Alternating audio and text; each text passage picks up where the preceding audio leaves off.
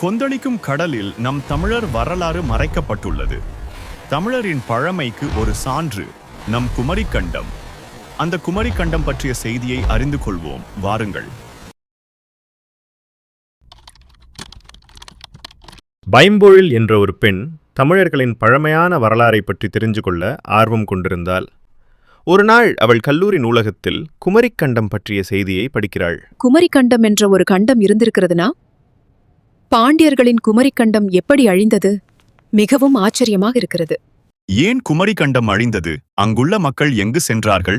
இந்த வரலாறு ஏன் பேசப்படவில்லை என்று கேள்விகள் அவளுக்குள் குமரிக்கண்டத்தை பற்றிய ஆர்வத்தை அதிகரிக்கிறது. நிச்சயமாக குமரிக்கண்டத்தை பற்றி தெரிந்து கொள்ள வேண்டும். நாளை விடிந்ததும் ஆசிரியரிடம் கேட்கலாம்.